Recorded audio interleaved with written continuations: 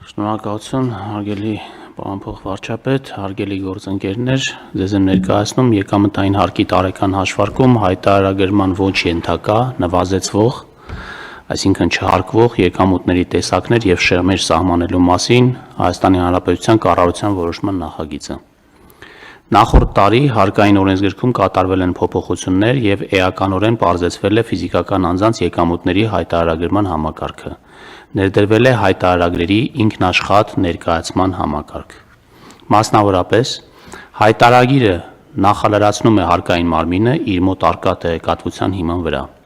Ֆիզիկական անձը կարող է նախալրացված հայտարարագիրը փոփոխել, իսկ փոփոխությունների չենթարկվելու դեպքում հայտարարագիրը ներկայացնելու վերջնաժամկետի օրը այն համարվելու է օրենսդրությամբ սահմանված կարգով ներկայացված։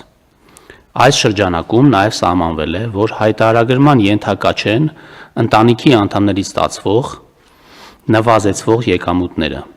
Հայտարարատու ֆիզիկական անձի ընտանիքի անդամներ են համարվում նրա ամուսինը, ծնողները, քույրերը, եղբայրները, զավակները, պապերը, տատերը եւ թոռները։ Միաժամանակ նախատեսվել է, որ կառավարությունը կարող է սահմանել հայտարարագրման ոչ ենթակա այլ եկամուտների տեսակներ կամ շեմեր, այս դեպքում խոսքը արդեն ոչ ընտանիքի անդամներից ստացող եկամուտների մասին է։ Ներկայացված նախագծով առաջարկվում է սահմանել հայտարարագրման ոչ ենթակա նվազեցվող եկամուտների տեսակներ եւ շեմեր։ Մասնավորապես, առաջարկվում է սահմանել, որ հայտարարագրման ենթակա չեն ստացվող վարկերի գումարները առանց գումարային սահմանափակման, ընտանիքի անդամ չհամարվող ֆիզիկական անձանցից մինչև 1 միլիոն դրամը միանավակ ստացվող փոխառությունների գումարները, ոչ առևտրային կազմակերպություններից միանավակ մինչև 1 միլիոն դրամը ներառյալ անհատուց ստացվող ակտիվները, ժառանգության եւ նվիրատվության կարգով ընտանիքի անդամ չհամարվող ֆիզիկական անձանցից միանավակ մինչև 1 միլիոն դրամ արժեքով ստացվող գույքը եւ դրամական միջոցները եւ այլն, այսինքն ամբողջ ցանկը հավելվածով նրանք, որոնք հայտարարագրման ենթակա են եւ որոնք ենթակա չեն, որոնք ունեն շեմեր, սահմանվում է հավելվածով։ Այսքանը խնդրում եմ հաստատել։ Ժառանգությամբ ստացված դրամական միջոցները հասկանալի է, բայց գույքը լավ չհասկացա, պարոն նախարար, կներեք էլի մի հատ բարձաբանեք։ Սովորաբար ժառանգությամբ ստացված գույքը նաև ստացողի գնահատմամբ, որ գնահատվում եւ հայտարարագրվում է։ Այդտեղ եթե անշարժ գույքի մասին խոսք գնա մոտարկված արժեքը դեր ունի, թե անձը ինքնուրույն է գնահատում։ Ինքնուրույն գնահատում է։ Շատ լավ։ Հիմա պարոն նախարար, սա բավականին պարզեցնում է, չէ, իրավիճակը եւ լրացման կանոնները, ու ավելի հասկանալի մատչելի է դարձնում։ Սա շարունակությունն է այն փոփոխությունների, պարոն Գրիգորյան, որ մենք բախվել ենք անցած տարվա ընթացքում եւ մենք փորձել ենք հնարավորինս պարզեցնել, հնարավորինս հայտարարագրերի լրացման ընթացքը դարձնել ինքնաշխատ։ Իհարկե հասկանում ենք նաեւ, որ սա որոշակիորեն մեր տեղեկատվություն ստանալու հնարավորությունները սահմանափակում է, բայց մենք կարծել ենք, որ այս փուլում մեր քաղաքացիների հարմարավետությունը եւ պարզությունը, որովհետեւ մենք այս համակարգի ներդրման սկզբնական փուլում ենք դեռ, առավել կարեւոր է, քան այն երկարաժամկետ նպատակները, որ մենք մեր առաջ դրել ենք, հետագայում մենք կփորձենք առանց խնդիրներ ստեղծելու այդ տվյալների հավաքման process-ը հնարավորինս ինքնաշխատ շարունակել իրականացնել։ Պարոն նախարար, իսկ որ մտածում ենք, որ եթե անձը համաձայնություն է տալիս, ապա բանկերից ստացված եկամուտն էլ մենք արտացոլենք եւ ավտոմատ գեներացնենք, այդ տարբերակը արդեն աշխատում է, թե հələ մշակման փուլում է։ Երևի ՊԵԿ-ի գործընկերներին պետք է հարցնենք, որովհետեւ իրանք են այդ մասով։ Պարոն Գրիգորյան, այս պահին կենտրոնական բանկի հետ ակտիվ աշխատում ենք ու առաջիկա ամիսներին կունենանք, այսինքն ընթացքում է եւ նախագիծը եւ այդ թվային լուծումը, բայց միայն դա չի, մենք նաեւ կունենանք որոշ թվայնացում, այսինքն որոշ ավտոմատ փոխանակումներ, հատկապես կարծում եմ մեր կենսաթոշակ ստացող եւ սոցիալապես անապահով խավերին սա նաեւ կետաքրքրի, որ մենք նպաստներ, կենսաթոշակներ, սոցիալական օժանդակության տարբեր միջոցներ, զինծառայողների հիմնադրամի ստացող հատուցումներ, այս բացի այդ բանկերի ինֆորմացիայից նաեւ այս 4-ը կունենանք ավտոմատացված։ Ու արդեն առելի ինֆորմացիա ավտոմատացված կլրացվի,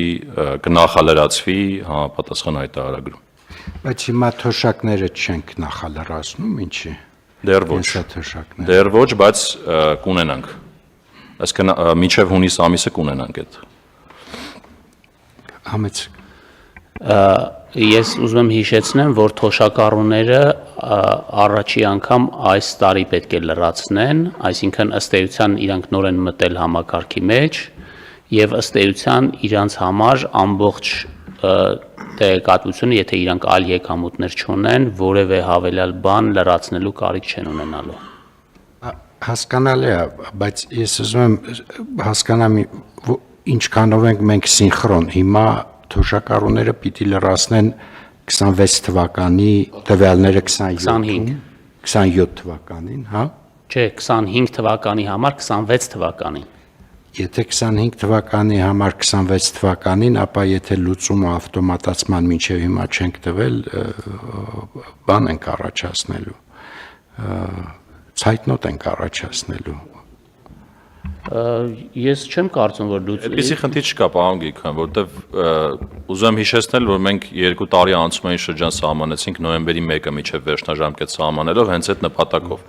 Այսինքն մենք մինչև նոյեմբերի 1-ը թոշակառուների վաստակի ավտոմատացում, այսինքն կօգտվենք մեր աղբյուրներից։ Այո, իրենք կարող են հանգիստ նույնիսկ սպասել այդ լուծումները կլինի, դա կնախալրացվի, հետո կմտնեն կտեսնեն այդ ամբողջը ավտոմատ լրացված։ Այդ լուծումները, պարոն Հակոբյան, պարտադիր պետք է լինի։ Որովհետև եթե մինչև նոյեմբերի 1-ը դա չունենանք եւ մեր հարգարժան թոշակառուներին ասենք մտեք լրացրեք հայտարարագրեր, դա կլինի նախ իրացիոնալ եւ երկրորդը կլինի մեծ անհարմարություն եւ մենք պիտի նման բան իմ կարծիքով թույլ չտանք։ Բացի թոշակներից էլ ինչներ, որ մենք որպես պետություն տվյալ ունենք, բայց ավտոմատացման խնդիր պիտի լուծենք, որ ավտոմատ գեներացվի։ Դե բանկերի մասին խոսեցինք, ես նշեցի այլ հարց է։ Նպաստ սոցիալական օժանդակության տարբեր ծրագրերով ստացվող միջոցները, զինծառայողների հիմնադրամից ստացվող հատուցումները, այս սրանք բոլորը կլինեն եւ հանգիստ մինչեւ նոյեմբերի 1-ը լինելու են։ Մեր առաջի կիսամյակի առաջնահերթությունների մեջ հստակ ֆիքսված է ու այդ լուծումները կունենանք բավական շուտ, պարոն Գիգոյան։ Շատ լավ։ Խնդրեմ հարգելի գործընկերներ։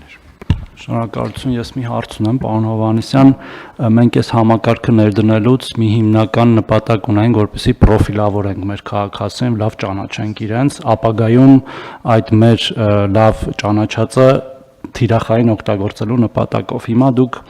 մենք այսօր այս որոշումով բազմաթիվ բացառություններ ենք սահմանում, թե ինչ կարող է չհայտարարագրվել, հա, կամ ինչ շեմերով եւ այլն։ Արդյոք սա այդ ճանաչման գործընթացը չի թուլացնում մեր կողմից, հարց համար 1, եւ ըստ էության չի դառնում այս համակարգը միայն մեզ արդեն հասանելի ինֆորմացիաների պարզապես մի հավաքատեղի, որը մենք այս կամ այն կերպով գիտենք, բայց հավաքում ենք միտեղ եւ քաղաքացին ըստ էության ավել կամ քաղաքացի ճնշող մեծամասնությունը ավել բան չի փոխելու այն ի սկզբանե հայտարարագրված, ի սկզբանե լրացված տվյալների մեջ եւ եթե այդպես է ինքը ամբողջությամբ կարա ավտոմատացվի եւ որևէ գործողություն քաղաքացին չանի եւ երկրորդը մեր սովորական աշխատող են մեծամասնության համար ըստ էության բացի աշխատավարձից եւ այն վճարներից, որ մենք խոսում էինք, այլ ինչն է, որ իրենք պետք է ինքնուրույն ավելացնեն դրա մեջ, կարող ենք թվել, որ մի քիչ ավելի հասկանալի լինի։ Շնորհակալություն։ Պարոն Թորոսյան, համաձայն եմ ձեր դիտարկման հետ եւ ես իմ խոսքում նաեւ նշեցի, որ այո, որոշակիորեն մենք այդ մեր նպատակից հետ քայլ ենք անում նրա համար, որպեսզի մեր քաղաքացիների համար ավելորդ բարդություններ եւ հաշվառման հետ կապված խնդիրներ չստեղծենք այս փուլում, որովհետև ինձ թվում է այս փուլում մեր հիմնական նպատակը կլինի համակարգի ամբողջական ներդրումը, դա մեր կյանքի մաս ոնց որ դարձնելը հեշտությամբ որպեսզի ինքը ավելորդ բարդություններ չստեղծի, որպեսզի մեր քաղաքացիները ստիպված չլինեն ամեն մի դրամը, որը իրենք ստանում են կամ տալիս են իրենց ծանոթ բարեկամներին, հաշվառեն, որ հետո հայտարարագրեն այդպիսի իդեալական հաշվառում ունենալու տեսանկյունից, հետևաբար նաև սահմանել ենք այս 1 միլիոն դրամ շեմը, ամբողջ տեղեկությունը չի, որ մենք տիրապետում ենք եւ այնտեղ կա տեղեկություն, որը պետքա քաղաքացիները իրենք լրացնեն եւ սա ոչ միայն այդ նպատակն է հետապնդում, այսինքն հայտարարագիր ներկայացնելու, այլ նաեւ այդ եկամուտները հայտարարելու, որովհետեւ նախկինում մենք ունեինք կառուցակարգեր, որտեղ այդ ալ եկամուտները նույնպես պետք է հարկվեին, բայց չկար պլատֆորմ, որտեղ դա կարելի էր իրականացնել, այսինքն մարդը թղթային պետքա գնար պեկ, չրդիմում լրացներ, ասել ես այսքան եկամուտ եմ ստացել եւ այլն, այսինքն սա նաեւ, այսինքն բացի ամեն ինչից, ինքը նաեւ բարձեցնում եւ մատչելի է դարձնում այդ ալ եկամուտների ստացման հայտարարումը եւ դրա հարկերի վճարումը, իդեպ դրա մասով նաեւ ունեցել ենք հավելյալ եկամուտներ անցած տարի, որը եթե չեմ սխալվում 4 միլիարդ դրամից մի փոքր ավել է եւ կարծում եմ, որ այս պլատֆորմի հետ աշխատանքը եւ այդ փաստաթուղթը հետագայում այլ նպատակներով օգտագործելը կարող է նաեւ հետաքրքիր գործիք լինել մեր քաղաքացիայի իրավական հարաբերություններում նաեւ այսքանը երևի որպես արձագանք։ Շնորհակալություն պարոն Գրիգորյան, պարոն Թորոսյան, ես մի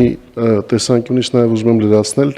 պարոն Հովհաննիսյանի կողմից նկարագրվածը մեծ հաշվով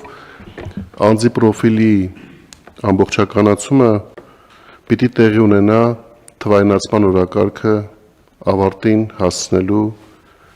եղանակով կամ միջոցով, եթե երբևէ կարող ենք ասել, որ թվայնացման օրակարգը կարող է ավարտին հասնել, որովհետև դա շարունակաբար նոր հնարավորություններ ձևավորող միջավայր է, որտեղ եւ լուծումները ավելի շատ արդյունքի են տալիս, քան մենք կարող ենք սկզբնապես պատկերացնել։ Ուզում եմ հիշեցնել, թե մենք երբ էինք խոսում անձի պրոֆիլը ունենալու կարևորության հարցի մասին, եկեք հիշենք 2020, երբ որ COVID էր, երբ որ կառավարությունը մեծածավալ աջակցության ծրագրեր էր իրականացնում մարդկանց եւ անհրաժեշտ էր որոշումները կայացնել արագ եւ հասցեական։ Եվ այդ ժամանակ պարզվում էր, որ մենք արագության մեջ կորցնում էինք հասցեականությունը, որովհետև չգիտեինք տվյալ խմբի կամ տվյալ անձի տեղը խոցելիության միջավայրում։ Բայց այս 5 տարիների ընթացքում մեր տարբեր պետական կառավարման մարմիններ մեծ աշխատանք են կատարել թվայնացման ուղղությամբ, արդեն այն տվյալները, որոնք ավտոմատ եղանակով հավաքում էին մի պահոցում, հիմա փոխադարձաբար հասանելի են դառնում տարբեր կառույցների միջև, եւ այդ փոխգործելիությունը տվել է մի միջավայր, որտեղ ՊԵԿ-ը կարողանում է արդեն այդ կառույցներից ինքնաշխատ եղանակով այդ տվյալները վերցնել։ Այսինքն, երբ որ 2022-23 թվականին, երբ մենք խոսում ենք հայտարարագրման համակարգի կարևորության մասին, որպես անձի վերաբերյալ ամբողջական պրոֆիլի ձևավորման գործիք, այն ժամանակ հիմնական մտածողությունը կարող էր դեռևս վերաբերել նրան, որ մարդը ինքը պետք է այդ տվյալները հայտարարեր, հիմա քանի որ տեխնոլոգիաները զարգանում են եւ մեր կառույցներն են ավելի թվայնացում եւ այդ տեղեկությունները փոխանակվում են, դրա կարիքը այլևս այդ չափով չկա։ Եվ մեր նպատակը պետք է լինի նա, որ մենք առաջիկա 1-2 տարվա ընթացքում վերջնականացնենք այն ինչ որ մեր օրակարգի ամենակարևոր հարցերից մեկն է թվայնացումը եւ մարդուն տանք հնարավորություն կամ վստահություն, որ ինչ որ պետք է ինքը ասեր իր վերաբերյալ հայտարարագրում ինքնաշխատ եղանակով լրացումը, եթե պարոն Հովհաննիսյանը ինչպես նշեց, այնուամենայնիվ կան դեպքեր, երբ որ մարդը գիտի մի բան, որ կուզի հայտարարի, բայց այնտեղ դեռևս չկա, ինքը հնարավորություն ունի դա անել։ Մեկ ուրիշ բան եմ ուղղություն եմ ուզում նշեմ, հիմա եկեք 2 դեպք էլ հիշենք։ Մեկը անհատ ձեռնարկատերերը, ովքեր կամ անձիկ, ովքեր ինքնազբաղված են, տաքսի մեքենա են վարում, 3 տարի առաջ, եթե այդ մարդը ցանկանար իր եկամուտները հայտարարել, պիտի գնար ՊԵԿ լրացներ հայտարարագիր եւ հայտարար։ Հիմա միացել է ՊԵԿ-ի հարթակին ինքնաշխատ եղանակով ամեն ամիս կամ չգիտեմ ինչ պարբերականությամբ, որ դա նախատեսված է, համ իր հարկերն է վճարում, համ այդ հարկերը վճարելու հետ միասին նաև հայտարարում են եկամուտները, որից այդ հարկերը վճարել է։ Այսինքն այդ եկամուտները հայտարարելու համար նույնպես առանձին եկամուտների հայտարարագիր գրելու կարիք չի լինի, եւ ՊԵԿ-ը իր ներքին տվյալների շտեմարանների միջև կամուրջներ գցելով այդ տվյալները կտեղափոխի դեպի անձի հայտարարագիր։ Հետևաբար սա մի շարունակական գործընթաց է, որտեղ մենք ստանալու ենք բոլոր լուծումները թվային եղանակով։ Եթե մենք այսօրվա տեսանկյունից նույնիսկ չենք պատկերացնում, թե որոշակի հանգամանքներում ոնց կարող ենք այդ տվյալները մշակել եւ կոնսոլիդացնել, վստահ եմ, որ 2-3 տարի հետո այդ խնդիրը ընդհանրապես չի լինելու։ Այսքանը։ Խնդրեմ։ Այդպիսի օրինակներից է, պարոն Թորոսյան, օրինակ բնակարանի կամ տարածքի վարձակալական եկամուտները։ Այսօր մարդիկ իրենք են լրացնում այդպիսի եկամուտները, վաղը վստահ եմ, որ ասենք այդպիսի պայմանագիր կնքելու դեպքում դա կգրանցվի եւ այդ գրանցված տվյալները արդեն ինքնաշխատ եղանակով կլրացվեն եւ այլևս լրացման կարիք չենք ունենա։ Ես ուղղակի լրացնեմ, որ իրականում այս նախագծով անձի պրոֆիլարման տեսանկյունից շատ էական բան չենք կորցնում, որովհետև ըստ էության այն եկամտի տեսակները, որոնք որ հանվում են այս նախագծով որպես չլրացվող են սահմանվում, իրանք սենստանես չէին լրացվում, անկեղծ ասած, վերջի 2 տարվա փորձը հենց դա էլ հուշում է, բայց այստեղ մի կարևոր հանգամանք կա, մեր ռեֆորմի ուղղությունը հետևյալն է, մենք հիմա մեծամասնություն, ինչպես պարոն Խաչատրյանը նշեց, արդեն լրացնում ենք, խոսքը հարկային գործակալի կողմից հաշվարկվող եկամուտների մասին է խոսքը, ու հիմնական այս ցանկը, որ ես հնչեցրեցի, որ արդեն պետք է ավտոմատացնենք, ստացվում է, որ մի ահռելի մասը արդեն ավտոմատացնում ենք, մնում է ֆիզանց եւ ֆիզանց օտարերկրյա կազմակերպություններ, հարաբերությունների տիրույթում ստեղծվող եկամուտները, որոնք, ինչպես պարոն նախարարը նշեց, այդ մասով էլ առաջընթաց ունենք, այսինքն պլատֆորմի հարմարավետությունը թույլ է տվել, որ մարդկանց դա էլ հայտարարագրեն եւ թիվը եթե կոնկրետ չնչեցնեմ, մոտ 4 միլիարդով ավելացել է վճարվող եկամտային հարկը հենց այդ ճանապարհով եւ այդ պլատֆորմները ինչպես նշել էի նաև այս կառավարության նիստերից մեկի ժամանակ մենք նոր պլատֆորմ ենք մշակում նաև հավելված, այդ հավելվածն էլ այդ հարմարավետությունը ավելի կբարելավի ու հնարավորություն կտա մարդիկ այդ մյուս եկամուտները, որոնք մենք չենք տեսնում, ավելի հեշտ ձևով հայտարարեն։ Շնորհակալություն։ Եթե սխեմատիկ նայենք հարցին, պարոն Թորոսյան, ինքը հետևյալն է տեղի ունենալու, երբ որ բոլորս արդեն հայտարարագիր տանք, բոլորս Հայաստանի Հանրապետության հարկային ռեզիդենտ ֆիզիկական անձինք, ըստ էության մնալու է եւ թվային լուծումները տանք, որոնք դեն շատ པարզ են, ավտոմատ են գեներացվելու հայտարարագրերը, մնալու է միայն ոչ ռեզիդենտից ստացած ձեռնարկատիրության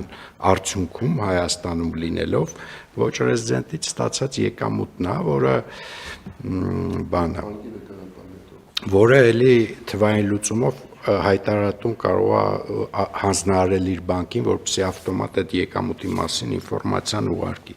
Հիմա ձեզ կարող է հարց առաջանա, բայց սա այս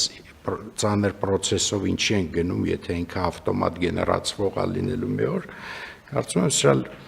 տրամաբանությունը շատ պարզ է, երբ որ ամբողջ ծածկույթը լինի ռեզիդենտ ֆիզիկական անձ հարկատուների,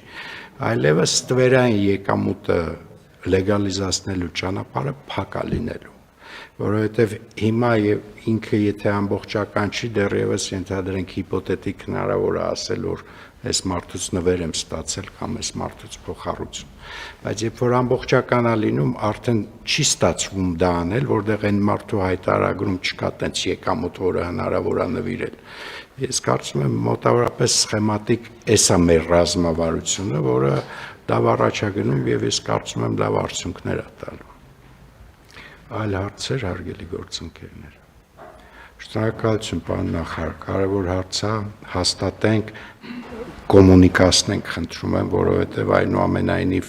այն ինչ որ մեզ պարզ է, պարտադիր չի, որ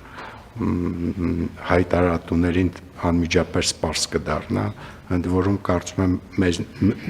մեզ բոլորին էլ պարզ չի մի քանի բաներ, որ սահմանումները բարդ են այնուամենայնիվ մնանք կապի մեջ հանրության հետ այս հարցով։ Ես կարծում եմ թվային լուծումների մեջ հարց ու պատասխանի պատուհան ունենք, չէ, պարոն Հակոբյան, ճիշտ եմ հիշում։ Այո, պարոն Գիգոյան, այդ Այսինքն այդ լրացման նոր պլատֆորմը եւ հավելվածը հենց այդպես է լինելու են։ Հավելվածը լինենք, չէ՞։ Մարդուն հասանելի լեզվով հարց ու պատասխանով իրան ուղղորդելու են ճիշտ դաշտեր, որ ինքը հասկանա, թե որ ինչ է նշանակում։ Հիմա ես խնդրում եմ, որպեսզի այս որոշման կարգավորումը անմիջապես տեղափոխենք այնտեղ, որ դառնա հարց ու պատասխանի նաև հնարավորությունը այսօրվանից առաջանա։ Շատ լավ։ Շնորհակալություն, ովքեր են դեմ որոշման ընդունմանը, դեմ չկա, որոշում ընդունեցինք։